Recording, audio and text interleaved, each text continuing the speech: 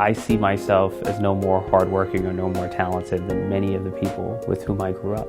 God bless. The difference is partly luck, but partly I had support.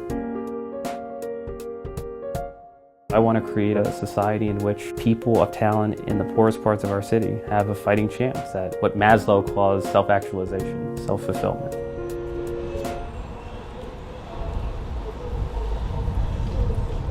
We tend to romanticize New York City, but it has its share of challenges.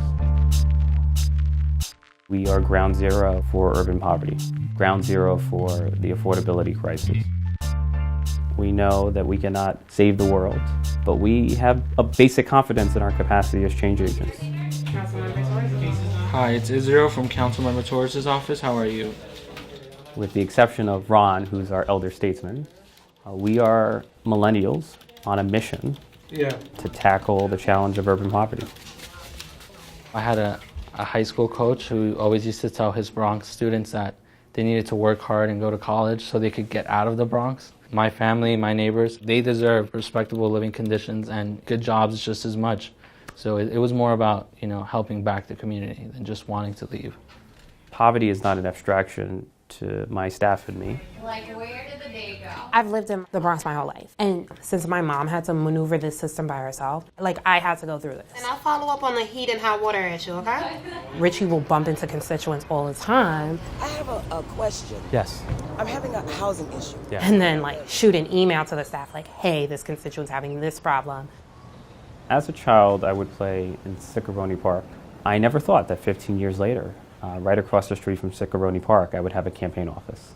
My role as a council member is deeply rooted in my lived experience. And everywhere you see signs of a deepening affordability crisis. And the honest truth is that the scale of the crisis exceeds the ability of local governments to solve them.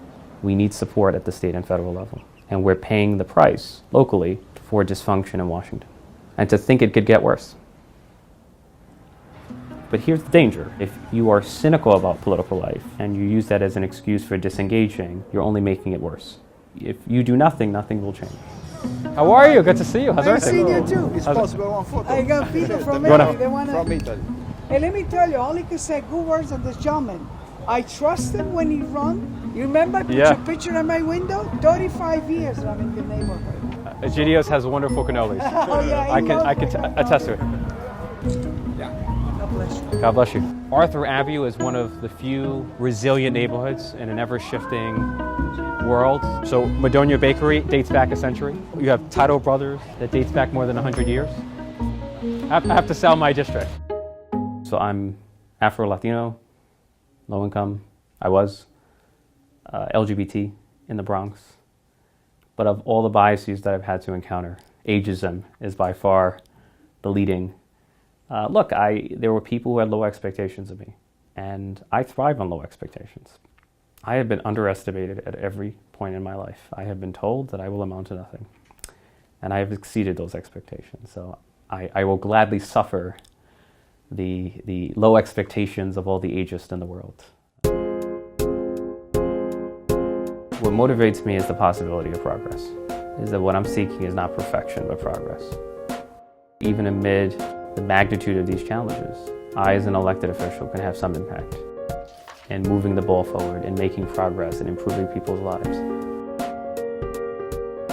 But the quote that I keep repeating to myself is, if I did nothing, nothing would change. And I have to do something.